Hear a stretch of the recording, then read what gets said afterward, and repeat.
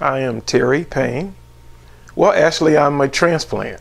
I'm from Waco, Texas, and I work for the federal government, and so that's how I came to Stafford from Southern California to here.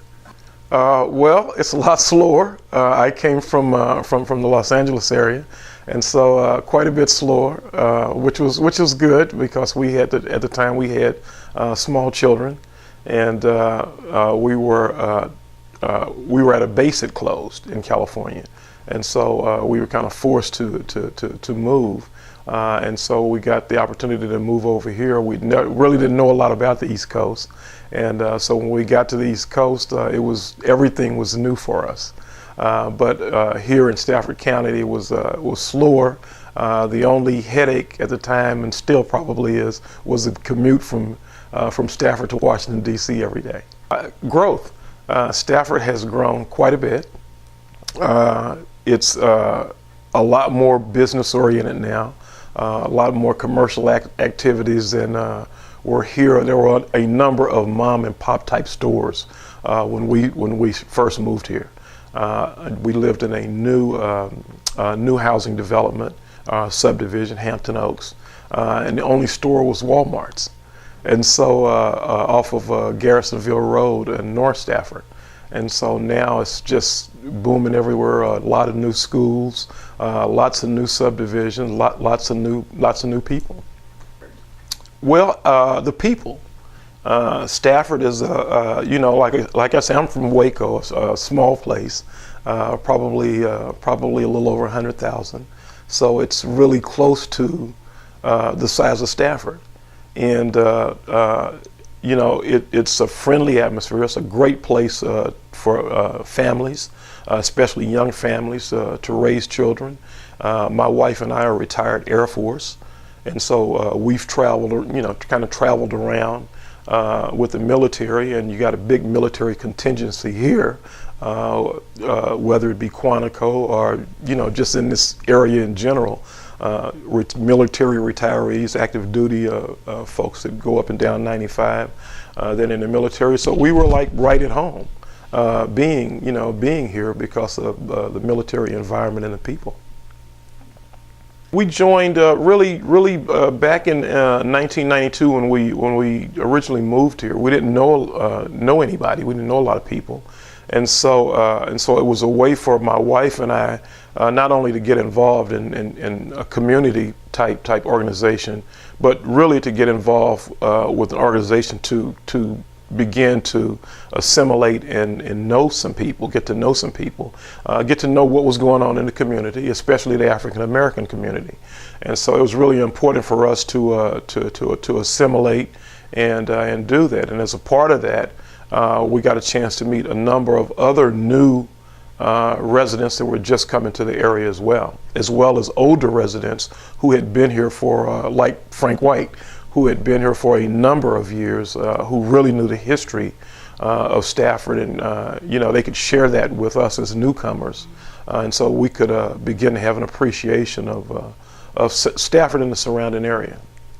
So the NAACP group in Stafford, is it comprised of many different age groups? Yes. Well, when we first moved here, a number of older people, much older than my wife and myself, were members. The organization was not dying out, but it had dwindled down quite a bit, and because people were dying off, just a elderly membership population, and so which was good for us because we got a chance to get an opportunity to meet some longtime residents and kind of find out the history of Stafford, as well as kind of who's who, who you needed to go to get things done, who you needed to talk to, and as a result, those members were good friends with the Sheriff's Department, the Board of Supervisors, the school board members, and so they would come in and as guest speakers and talk to the organization and kind of let them know what was going on in those respective areas. And so as a result of that, we got the opportunity to meet a number of those people as well, which was a good thing because because we had school-age children. And so it was, in case you had a problem or you had issues or you had questions, you always knew who you could, go to within Stafford County government to talk to. And so it was good. But, it was NAACP is a civil rights organization, and the preeminent civil rights organization in the United States. And so being a member of a local chapter, I come from a history of membership, family membership in the NAACP in Texas. And so it wasn't foreign to me to join the NAACP here, which was, which was kind of a good thing.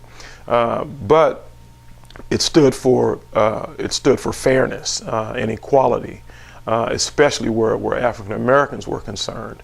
And so we joined, became members, and met new people, and started working as a part of the organization on a couple of committees within the organization. Befriended some of the older people in the organization. There was a lady who had been president of NAACP for probably 30 or 40 years. And her husband was a treasurer, Elnora Pondexter, and her husband, and both of them were longtime Stafford residents. And so we befriended them. I became her vice president of the organization, and she kind of mentored me until the point where when she stepped down, I took over as president of the organization and stayed president for 2 terms. And as a result of that, we had an infusion of younger people to begin to come to the organization, recruitment-wise.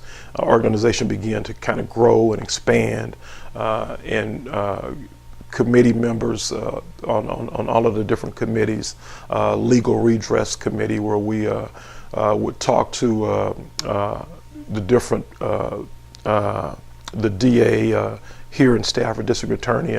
Back then it was Chichester, Dan Chichester, and ended up becoming really good friends. But because he was a DA, we were able to talk to him about a number of legal issues, especially African Americans or minorities who had legal troubles.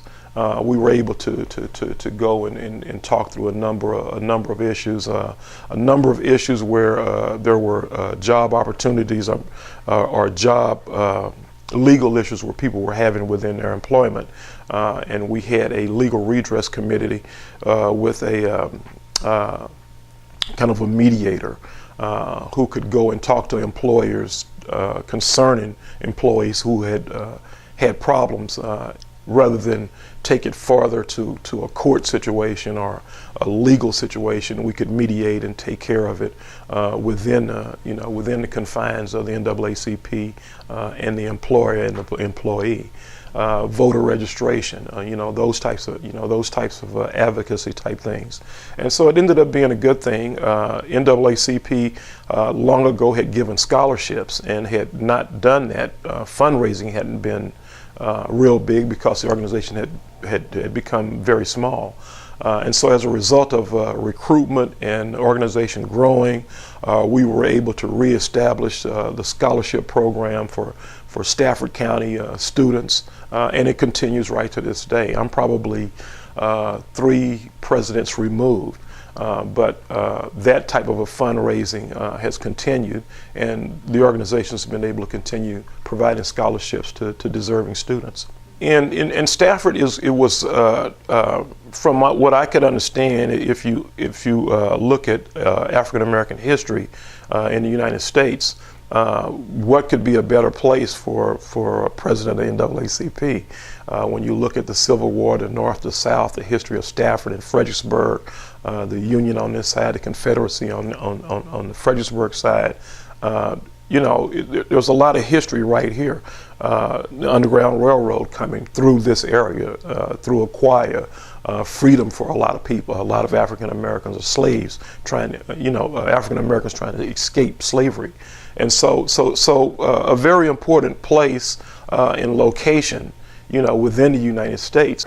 And Stafford was like, we tend to look at places like Arkansas, the first students that integrated the schools there, African American students that were under